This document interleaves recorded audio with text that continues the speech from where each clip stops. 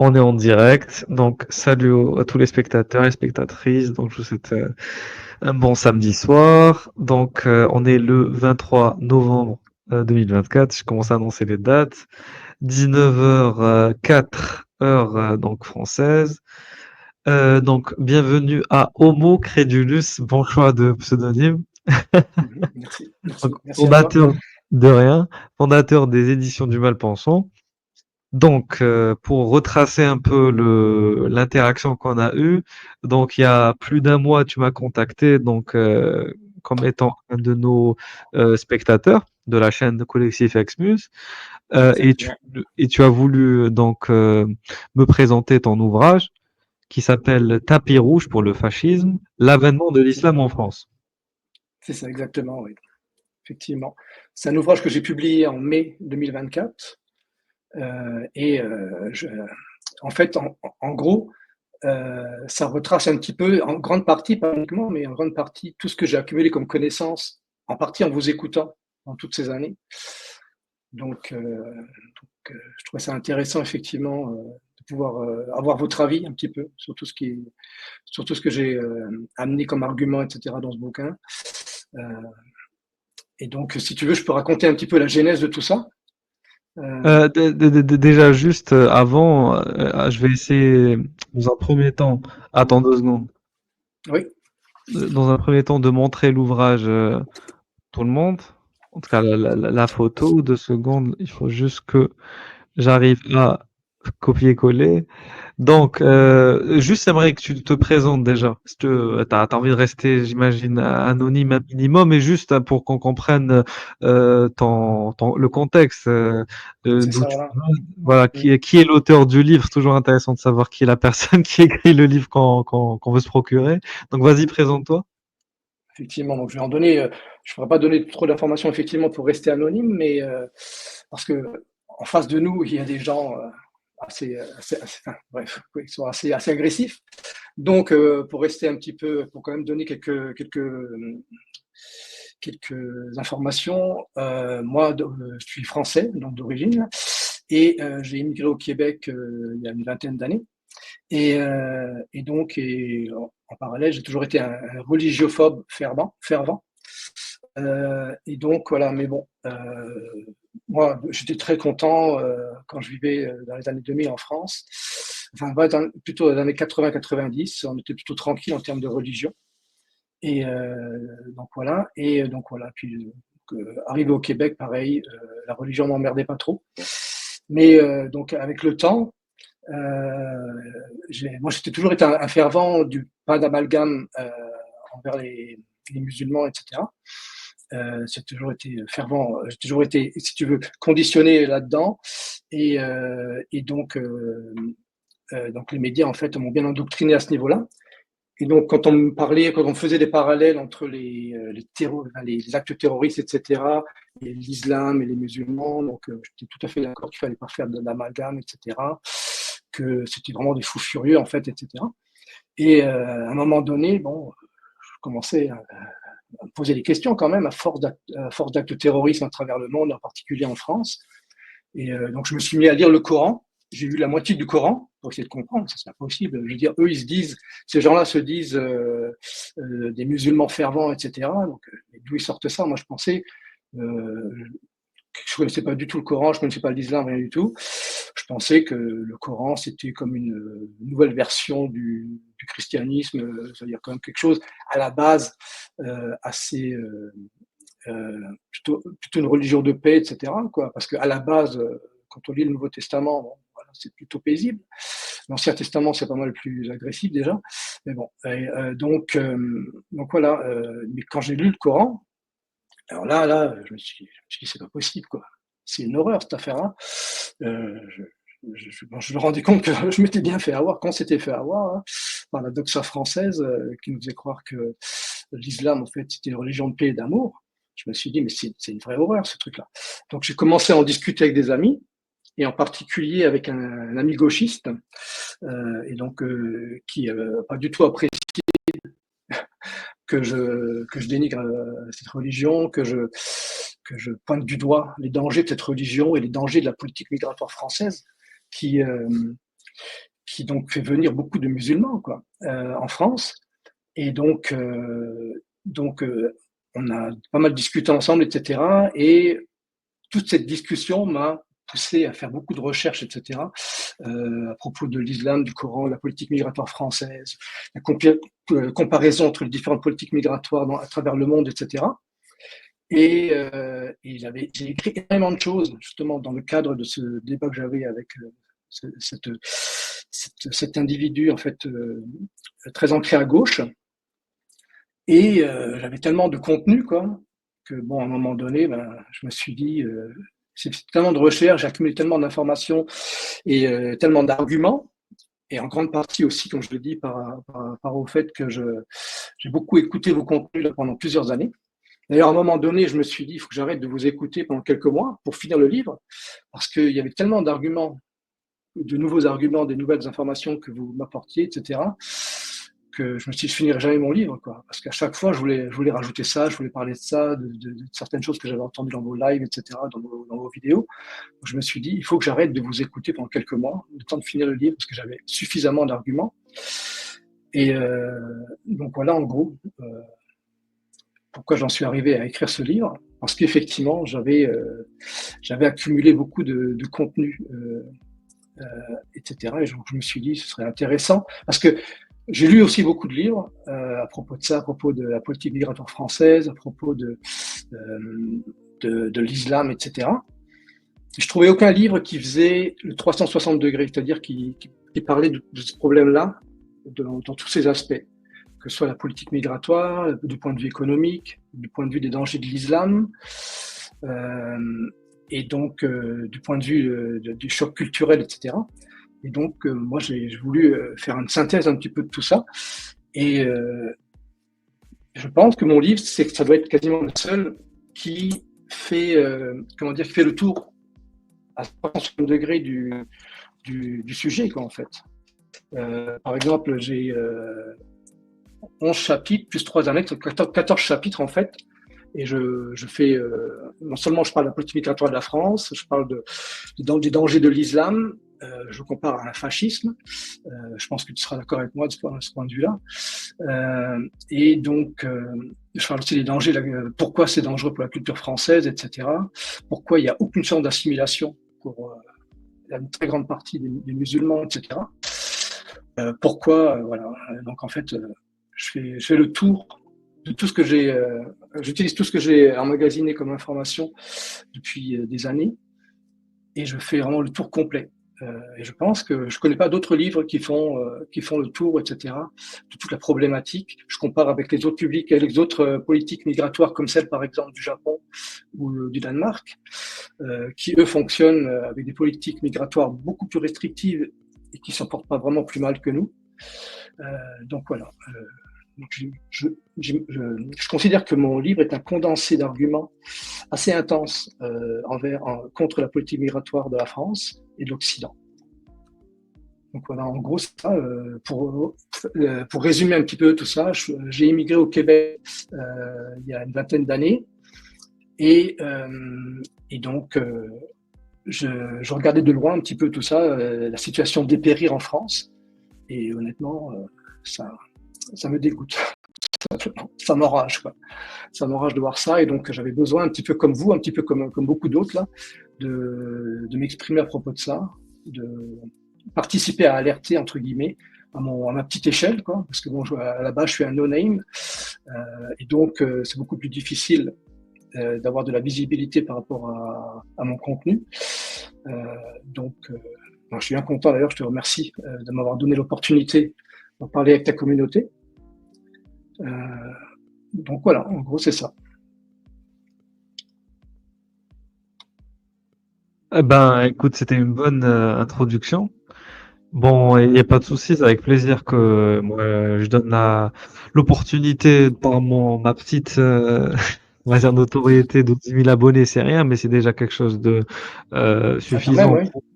Oui, oui, c'est suffisant pour permettre de faire la publicité d'un effort, en tout cas intellectuel, de synthèse, de recueil et aussi de réflexion autour de la problématique de l'islam politique en Occident.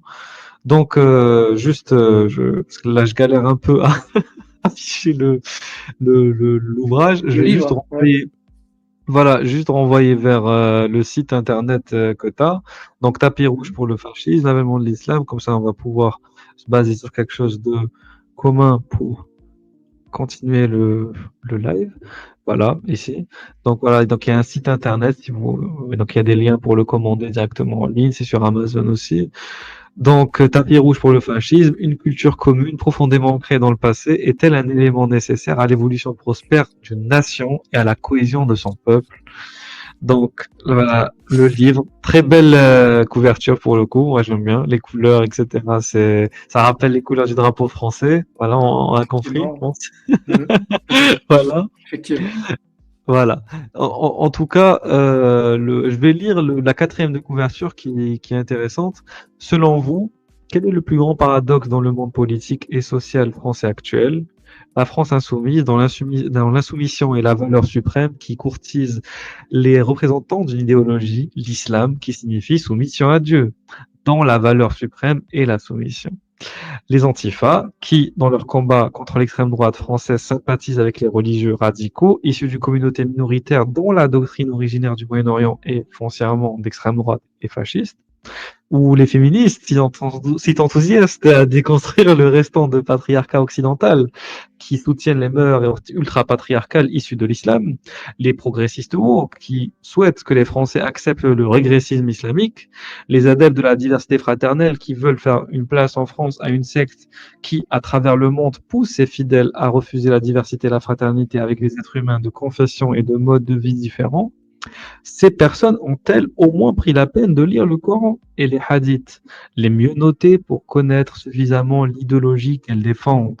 Avec ce livre, je cherche source à l'appui à vérifier si la politique migratoire en France, telle que se déroule depuis plus de 60 ans, maintenant, est véritablement une chance pour la France et si l'islam est vraiment la religion d'amour et de tolérance, de paix et d'adorable petit ange que l'on essaie de nous vendre. Voilà.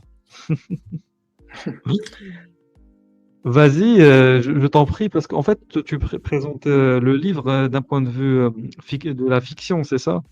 C'est ça, alors. En fait, Vas-y. voilà, j'ai imaginé un petit peu quelque chose d'un peu tordu, c'est-à-dire que, en fait, il y a plusieurs auteurs, en fait.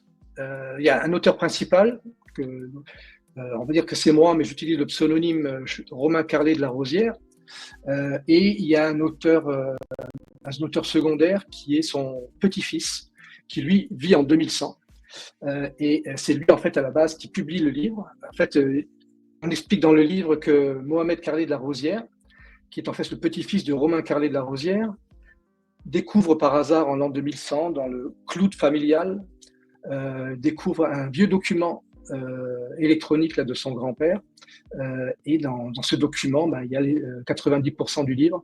C'est-à-dire qu'on voit qu'à cette époque-là, ce fameux Romain Carlet de la Rosière, que j'imagine un petit peu comme un descendant d'une famille noble française, eh ben, il vit en 2024, en 2020 à peu près, et il est vraiment effaré, écœuré par l'avènement de l'islam en France. Et donc, voilà, je l'imagine, lui, donc, en train de discuter avec donc, son ami gauchiste, etc. Et donc, ça donne ce livre, et ça donne ce document qui est retrouvé donc, au XXIe siècle, en 2100, par son petit-fils, Mohamed Carlet de la Rosière, qui lui donc, est aussi un descendant de famille noble, mais qui était converti à l'islam. Parce que j'imagine une France en 22e siècle, en 2100, qui est complètement islamisée. Et même les nobles, parce que c'est pour ça un petit peu que j'ai imaginé que ces personnages étaient issus d'une famille de nobles, descendants d'une famille noble, de la noblesse française, parce que je me suis dit quand même, la noblesse française, c'est un petit peu le dernier bastion, quoi, très patriotique, etc. Et si eux finissent par se convertir à l'islam, c'est bon, la cause est entendue. Donc là, pour l'instant, c'est très fictif tout ça, heureusement. Et donc, ce Mohamed Khaled de la Rosière, je l'imagine effectivement comme un descendant de la famille noble qui s'est dit bah, écoute, c'est l'islam maintenant qui domine en France, il vaut mieux que je sois du bon côté du bâton, et donc bah, je vais devenir imam. Et donc j'imagine ce Mohamed Khaled de la Rosière comme un Français de souche, mais devenu un imam très, très renommé, etc., qui découvre ce livre de son grand-père plutôt, et qui décide de le publier, même si dans ce livre on parle en mal de l'islam, on critique beaucoup sévèrement l'islam, etc.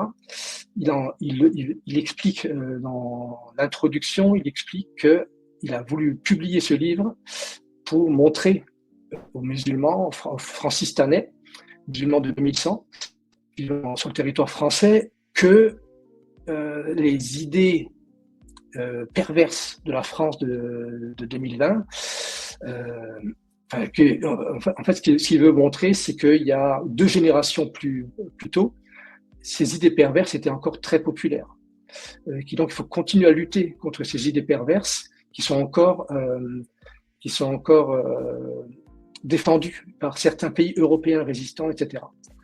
Donc, voilà comment j'ai voulu présenter ça, pour montrer un petit peu une façon de montrer que si ça continue comme ça, ben, ce ne sera peut-être pas en 2100, ce sera peut-être en 2200, en 2300. Et clairement, si la politique migratoire continue à évoluer de cette façon-là, avec des 100 000, après les statistiques que j'ai trouvées, en tout cas, sur les 150 000 à 200 000 immigrants qui rentrent chaque année en France, la majorité sont des musulmans, parce que la majorité viennent des pays du Maghreb, un bon 60%, là, parce que j'ai ou des pays subsahariens qui sont aussi très musulmans. Forcément, l'islam, le nombre de musulmans va s'accumuler. Ça s'accumule, c'est encore loin d'être la majorité, mais ça s'accumule année après année. En 2100, ce sera déjà une proportion pas mal plus inquiétante, etc. Inquiétante pourquoi? Je veux dire, quelqu'un qui connaît rien à l'islam, il se demande pourquoi c'est inquiétant. Quand tu connais l'islam, tu te rends compte que c'est très inquiétant. Même si la majeure partie des musulmans sont des gens sympathiques, etc. Je veux dire, ce que j'ai découvert en lisant le Coran, c'est que c'est un terreau, c'est vraiment un buffet d'incitation à la haine et à la violence, au mépris envers les mécréants, etc. Et donc, c'est impossible, avec ce terreau-là, d'avoir un vivre ensemble correct avec les Français de souche, les Français qui sont non musulmans. Et donc, c'est pour ça que moi personnellement, j'imagine très bien que si ça continue comme ça, forcément, l'islam va avoir de plus en plus de pouvoir en France. Je ne serais pas surpris. Bon, 2100, c'était un peu tôt, mais 2200, je ne serais pas surpris. Mais d'ici là, j'ai bon espoir que cette politique migratoire complètement délirante va cesser, etc., et qu'on va reprendre le contrôle, quoi. Mais en tout cas, ce que je veux montrer, c'est que si ça continue comme ça peut que arriver à ça. Ça peut que arriver à ça quand on regarde ce qui se passe autour dans le monde entier, etc. Partout les pays où l'islam est devenu majoritaire, où la communauté musulmane est devenue majoritaire, c'est devenu, c'est devenu un enfer islamique, quoi. Je veux dire, moi je prends l'exemple du Liban, par exemple, qui était à majorité chrétienne pendant longtemps. Et d'après les sources que j'ai trouvées, ça se passait plutôt bien. Et là, maintenant, c'est devenu un enfer, quoi. C'est devenu un enfer depuis que les musulmans sont devenus majoritaires. J'explique un peu pourquoi dans le livre. Je donne quelques sources. Donc voilà, c'est pour ça que je suis pas surpris que certains hommes politiques comme Zemmour comparent la situation. Enfin, il dit ne pas vouloir que la France devienne un nouveau Liban. Parce qu'effectivement, et ça je le montre dans mon livre, il n'y a aucune nation qui fonctionne bien avec des cultures aussi différentes, aussi peu compatibles, et surtout avec aussi avec des des religions, des religions qui ont autant de pouvoir sur le territoire. Donc si maintenant tu te retrouves avec... Au Liban, c'est encore pire parce que les chrétiens, c'est encore très religieux dans ce pays-là. En France, il y a quand même beaucoup de sécularisme, très peu le christianisme a beaucoup perdu, donc le christianisme est moins puissant. Donc, mais malgré tout, ça pourrait devenir très tendu, et c'est déjà très tendu parce que les gens qui sont comme des poissons dans l'eau dans une société séculaire, ben, ça les emmerde de voir des bigots venir par centaines de milliers là, ou par dizaines de milliers à chaque année sur leur territoire et vouloir imposer leurs mœurs, leurs traditions, etc. Surtout, alors j'explique aussi dans mon livre qu'on s'était libéré de tout ça dans les. J'estime que de 1960 à 1990, on était un petit peu dans une sorte de paradis séculaire en France. Vraiment, on n'entendait plus parler des religions, etc. Dans le livre, j'explique que les églises se vidaient, les esprits s'ouvraient. C'était vraiment très agréable. J'ai beaucoup aimé cette époque-là. Et puis, à cause de la politique migratoire de la France, on a remis la bigoterie à la mode. Et maintenant, on est obligé de refaire le travail que nos ancêtres ont fait, c'est-à-dire se débarrasser de la religion, de refaire ça. Et je crains que ce soit plus difficile avec l'islam, parce que c'est pas la même chose que le christianisme. C'est comment dire, les bases sont plus dangereuses que les bases du christianisme, parce que je compare un petit peu les textes sacrés. J'essaie de comparer un petit peu l'islam et les autres religions, et j'explique que l'islam a des points particuliers qui la rendent plus dangereuse, en particulier le fait que, soi-disant, leur texte sacré n'a pas été créé, a été créé par Dieu. Donc, pour un musulman, le fait de refuser, enfin de ne pas accepter certaines saloperies qui se trouvent dans le Coran, tout de suite, il devient apostat. Tout de suite. Terminé, tu n'es plus musulman. Si tu refuses, par exemple, l'idée de frapper sa femme parce qu'elle te désobéit, c'est fini. Tu n'es plus musulman. Tu refuses ce verset. Si tu refuses le fait qu'on puisse se marier avec des femmes prépubères, tu refuses le verset qui en parle, terminé. Tu refuses la parole de Dieu, tu n'es plus musulman. Alors que dans les textes sacrés du judaïsme et du christianisme, c'est totalement différent. On sait, c'est admis que c'est des êtres humains qui ont écrit ces textes, et donc on peut très bien prendre du recul par rapport à certains textes qui ne nous plaisent pas. Donc c'est beaucoup plus facile pour un chrétien de prendre du recul par rapport à des choses qui l'empêcheraient de vivre en bon terme avec ses contemporains, alors que pour un musulman, c'est impossible. Donc quand on parle de dissonance cognitive, moi ça ne me surprend pas, parce que y a certains musulmans qui aimeraient pouvoir se fondre dans la société française, être des bons Français, s'assimiler à la culture française, etc., et qui ne peuvent pas parce que ça les oblige à apostasier, en fait. Donc j'explique que, en plus, en fait, il y a ça, il y a cette base-là, ces textes sacrés-là, qui sont donc soi-disant écrits par Allah, et donc qu'on ne peut pas renier du tout. Il y a plein d'autres, dans mon livre, à un moment donné, je liste 25 raisons qui montrent que les valeurs françaises, la culture française est vraiment en danger, Et sur ces 25 raisons, bon, il y a le fait que c'est difficile pour un musulman de ne plus être musulman, que ce sont des valeurs complètement antagonistes aux valeurs françaises, mais j'explique aussi qu'il y a énormément de lobbies islamiques qui mettent de la pression à la communauté musulmane, qu'il y a des... je vais reprendre justement cette liste, pour n'a rien oublié.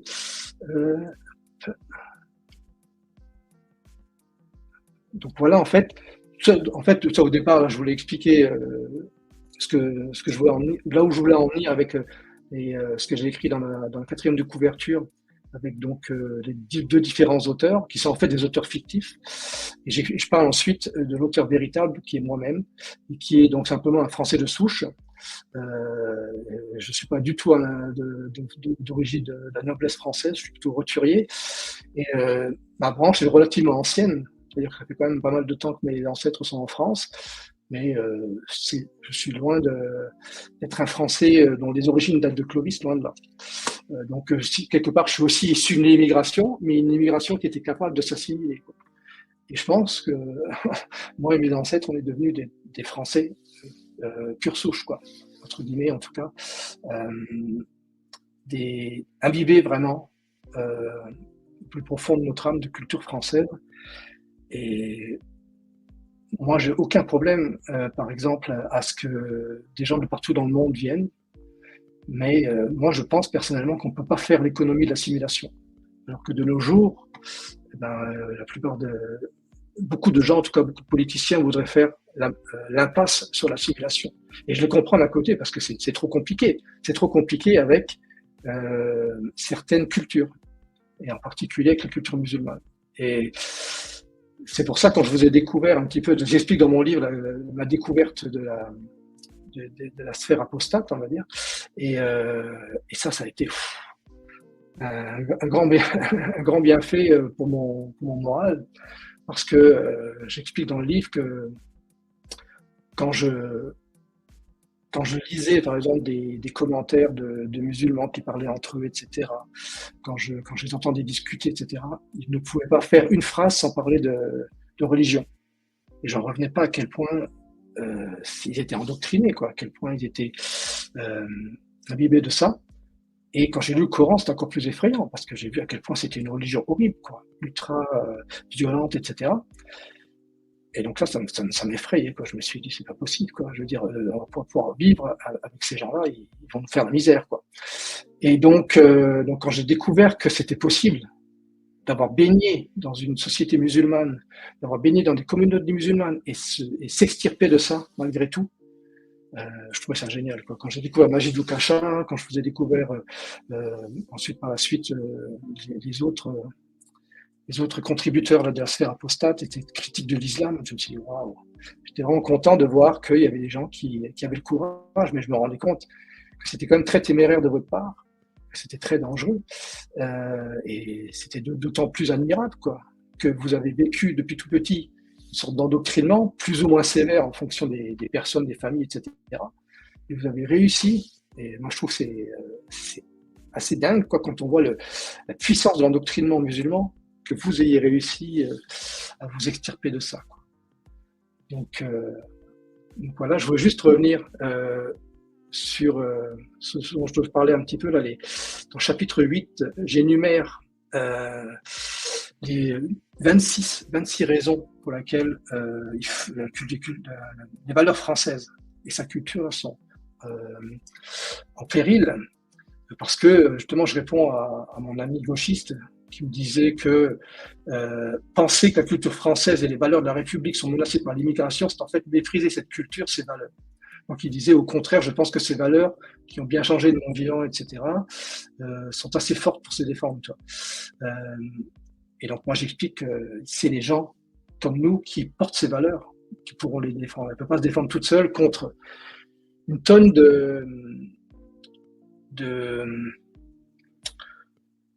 d'éléments en fait qui arrivent en même temps, quoi. Je veux dire, on a le droit à des politiques, des erreurs politiques en politique intérieure, des politiques migratoires médiocres, des financements plus ou moins directs par l'Union européenne qui sont souvent démasqués heureusement par les lanceurs d'alerte. Par exemple, moi je pense à des financements là que l'Union européenne donne à des lobbies musulmans, etc., comme les frères musulmans, des décisions politiques étrangères.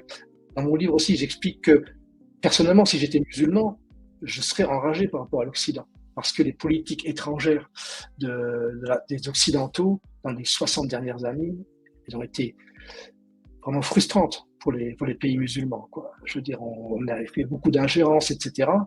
Donc ça aussi, ça met un terreau, ça met en place un terreau qui fait que c'est facile après de manipuler, pour le lobby islamique, c'est facile de manipuler les musulmans de France en leur rappelant toutes ces choses-là, etc. Après, il y a une immigration massive. Le fait qu'elle soit massive, déjà, c'est un problème. Elle n'est pas optimisée. Je la compare à la politique migratoire du Canada, qui est hyper rigoureuse, quoi. En Canada, tu ne viens que si tu es employable. Tu ne viens au Canada que si tu vas pouvoir trouver un travail tout de suite. Sinon, c'est même pas la peine, quoi, de venir. Même pas la peine d'essayer. Alors que chez nous, cette fameuse politique, cette fameuse, on appelle ça la politique familiale, en fait, immigration familiale, il y a plein de gens qui rentrent, qui n'ont pas forcément des capacités pour être employables tout de suite, et qui vont peser lourd sur l'économie française, etc. Et qui vont... Donc, ils ne sont pas forcément motivés à trouver du travail. Bon, je parle aussi de l'État-providence dont on parle souvent, etc., qui attire beaucoup de monde, qui sont là, pas pour aider le pays, mais pour en profiter. Et là, je compare avec l'Allemagne, parce que j'ai lu un livre aussi sur d'un économiste allemand qui s'appelle L'Allemagne disparaît. Je ne sais pas si tu en as entendu parler, mais qui parle un peu de ça, qui parle de l'immigration musulmane, qui est une immigration très particulière par rapport aux autres immigrations, parce qu'elle semble fuir l'éducation. Elle semble donc vouloir se contenter des aides sociales, refuser la vie en société à leurs femmes, etc. Et donc, alors bien sûr, on généralise parce que c'est important de montrer les grandes tendances, mais bien sûr, dans tout cela, d'ailleurs, j'explique dans mon livre, tu as des musulmans qui sont pas du tout dans cette matrice-là et qui s'intègrent très bien en France, qui sont venus pour des bonnes raisons. D'ailleurs, plusieurs fois dans le livre, j'énonce les fameuses bonnes raisons pour immigrer, parce que j'aimerais vraiment que les gens comprennent qu'on n'immigre pas dans un pays, que c'est important pour un pays, c'est important d'accepter des gens qui immigrent que pour certaines raisons, pour des bonnes raisons. Et les bonnes raisons, je vais les retrouver. Voilà, elles sont venues maintenant. Donc, un attrait pour la France, pour sa culture, pour son terroir, son mode de vie et le savoir-vivre français, en particulier la discrétion religieuse, pour y réussir professionnellement et sans rancœur à propos du passé. Et moi, je considère qu'il y a énormément, peut-être pas la majorité, mais une trop grande partie de gens qui immigrent en France, pas forcément des musulmans, ça peut être d'autres pays, mais beaucoup de musulmans qui immigrent en France sans avoir un attrait particulier pour la France, sans avoir un attrait particulier pour ses valeurs, sa culture, son terroir, son savoir-vivre, et surtout pas pour la discrétion religieuse, et qu'ils n'y viennent pas forcément même pour réussir professionnellement. Ils viennent parce que, même sans travailler, comme le dit l'économiste allemand dont je te parlais, qui s'appelle Thilo Sarrazin, d'ailleurs qui a dû arrêter la vie politique, etc., parce qu'il était ministre de l'économie à un moment donné. Il a dû arrêter la vie politique parce qu'il a sorti ce livre où il expliquait que les musulmans sont attirés par l'Allemagne parce que même sans travailler, leur qualité de vie est meilleure que dans leur pays d'origine. Donc, ne pas faire attention à bien trier et comme le fait le Canada par exemple, à bien sélectionner ces immigrants, c'est très très très risqué pour une nation. Et donc, on peut le constater, parce que les tensions sociales montent de plus en plus. Et d'ailleurs, j'explique aussi dans mon livre à propos des tensions sociales que tous les gens que j'interroge, les Français que je croise, qui ont immigré récemment dans les dernières années au Québec, quand je leur demande pourquoi ils ont immigré, pour l'instant c'est du 100%, mais ça reste un petit nombre de personnes. Et 100% des personnes à qui j'ai posé la question, c'était pour les tensions sociales en France. Ils en avaient marre des tensions sociales en France. Je donne un exemple d'une Française qui est interviewée par un journaliste québécois. Je lui demande pourquoi est-ce que tu as immigré au Québec. Il a dit parce qu'on se sent plus chez nous en France. Donc on peut très bien dire que ça peut pas, on peut pas considérer ça comme des statistiques fiables parce que c'est un tout petit lot de personnes, mais quand même, il y a de quoi s'inquiéter, quoi. Donc, ça donne une idée un petit peu de ce qui se passe en France. Donc voilà, en gros.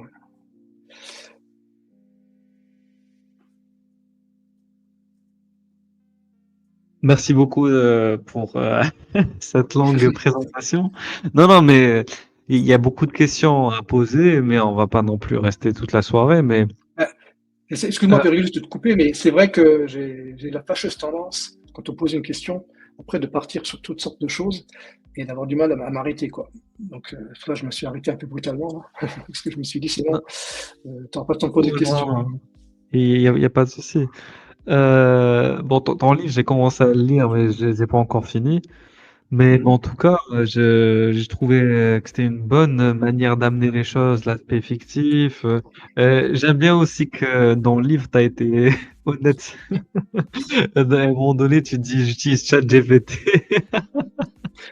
Donc, Oui, c'est honnête de ta part de le dire parce que tu n'étais pas obligé de le faire. Parce que ça n'enlève rien à la qualité du travail voilà, que oui. tu as fait. En fait, Même si tu dans vois la que formulation, voilà, tu as utilisé un outil informatique, c'est pas grave. Oui, vas-y.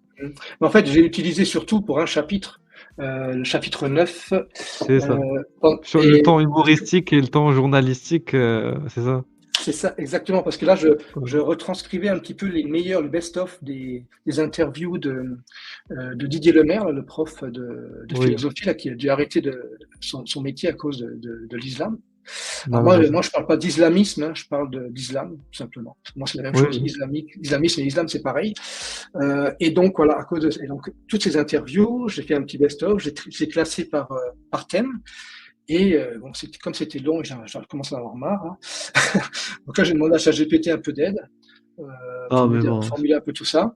Et surtout que c'est tellement toxique, tout ce qu'il me raconte par rapport à ça, que je me suis dit, ce serait intéressant d'utiliser un peu une forme humoristique aussi pour, euh, pour un petit peu, euh, comment dire, euh, enfin, essayer d'enlever un peu de toxicité à tous ces discours. Hein. Mais donc effectivement, mais c'est quasiment la seule partie pour laquelle je me suis servi de ChatGPT.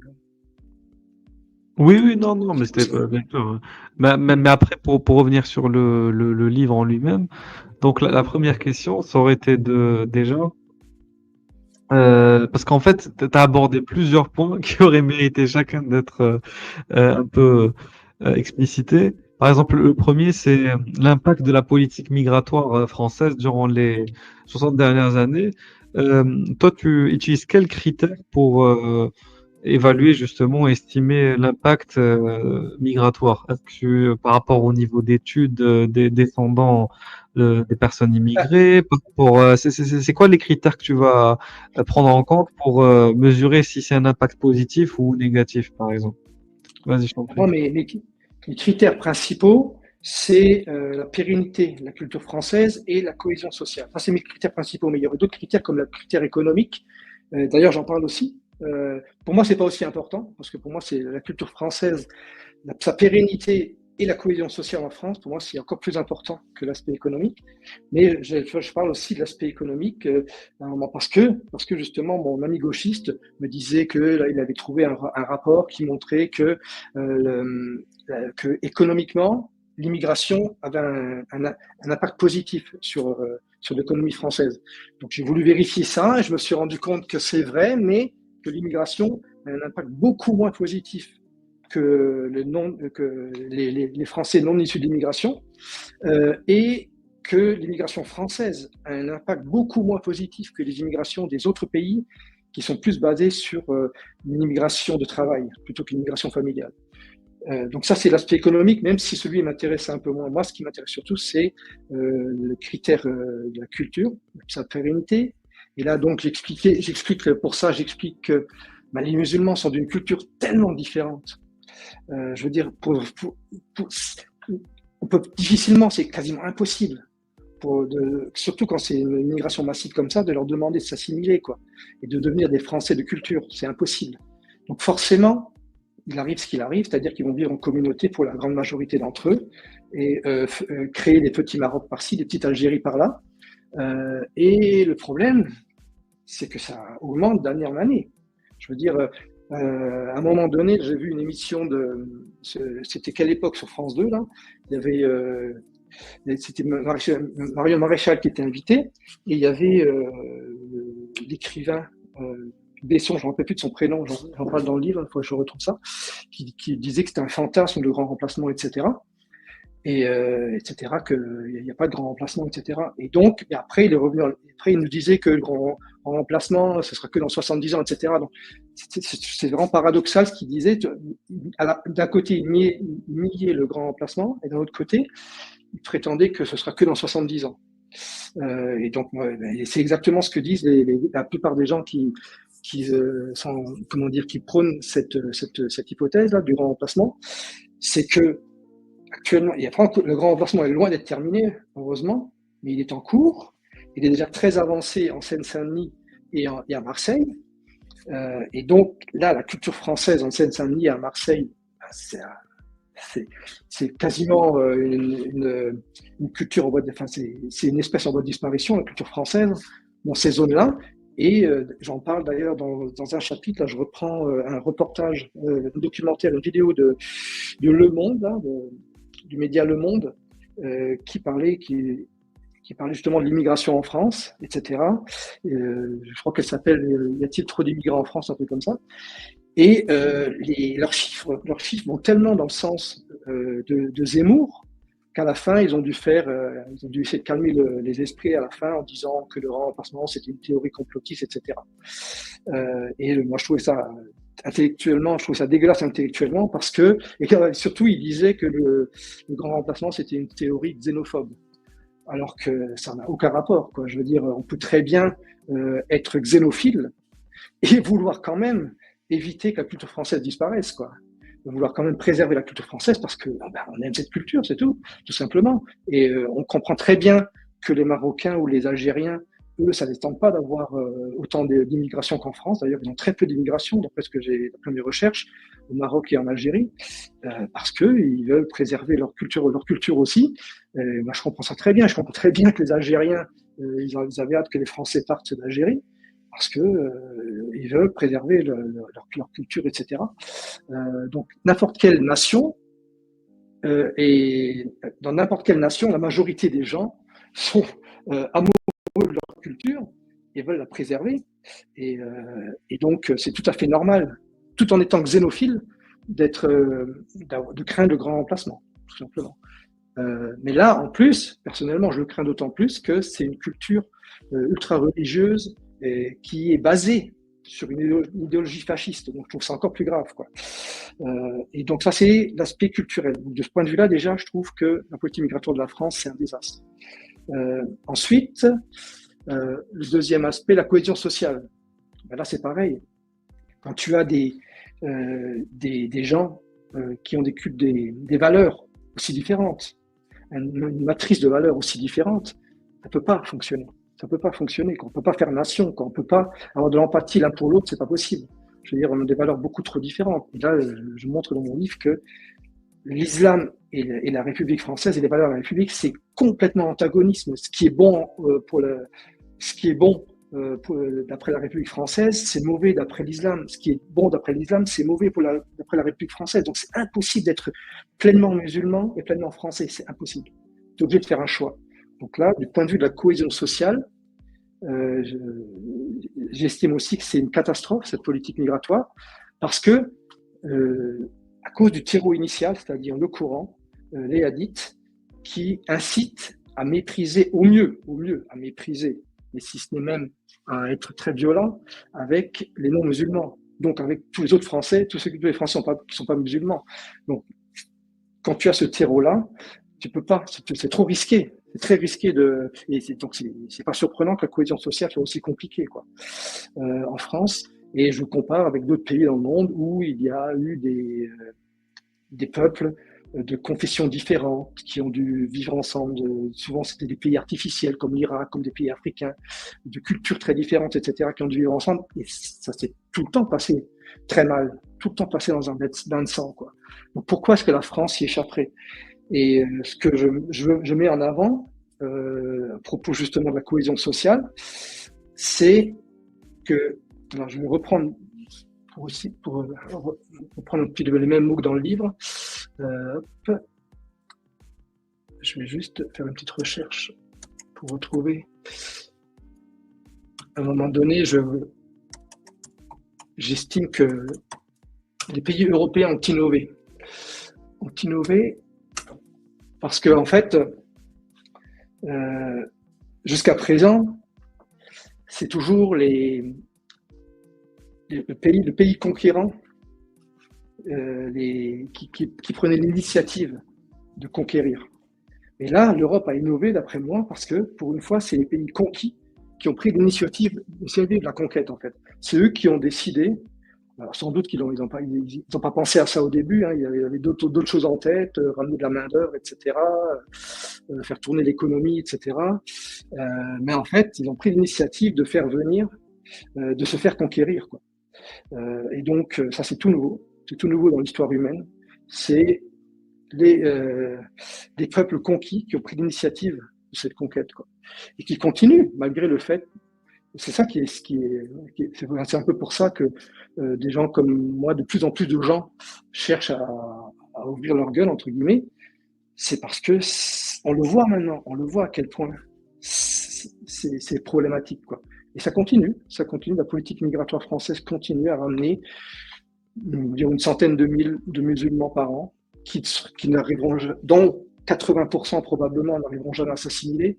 Là, je cherche un chiffre au hasard, mais en tout cas, un grand nombre d'entre eux n'arriveront pas à s'assimiler, et donc ça accumulera, cette quantité de gens qui n'arriveront pas à devenir des vrais Français, de cœur et d'esprit et de culture. Ces gens-là vont s'accumuler petit à petit en France. Et je ne suis pas surpris que de nos jours, on entend beaucoup d'hommes politiques, de journalistes, etc., qui comparent la situation en France à ce qui est arrivé en Algérie. Et d'ailleurs, récemment, il y a plusieurs auteurs algériens qui d'écrivains algériens qui parlent de ça et qui disent que ce qui se passe en France actuellement, ça ressemble à ce qui s'est passé au début des années 90 en Algérie. C'est-à-dire que ça devient de plus en plus tendu entre l'islam et le pays et je dirais le reste du pays, et que ça peut mener à des tensions civiles aussi terribles qu'en France. Et d'ailleurs, une de mes découvertes les plus incroyables quand j'ai fait des recherches, c'est que je tombais sur une interview de Jacques Attali sur le Livre Noir, là, la chaîne YouTube Livre Noir. Et j'étais vraiment surpris parce que pour moi, Jacques Attali, c'était un pro-immigration, un fer de lance des pro-immigration. Et là, il avait l'air d'avoir un peu changé son fusil d'épaule. Et à un moment donné, il dit, même s'il y a 1 ou 2% sur 6 millions de musulmans, même s'il y en a 1 ou 2% seulement qui se comportent mal, ça fait beaucoup de monde. Et donc, moi, j'ai fait un petit décompte, là, et puis ça fait quand même 50 000 à 120 000 soldats d'Allah. Et c'est plus qu'en Algérie. Et en Algérie, d'après les chiffres, il y a à peu près 40 000 cinglés qui ont fait la misère pendant 10 ans à 500 000 forces de l'ordre algériennes. Avec j'ai pas les chiffres sous les yeux, mais des tonnes de morts, de viols, etc. Bref, tu connais cette histoire mieux que moi, là, j'imagine.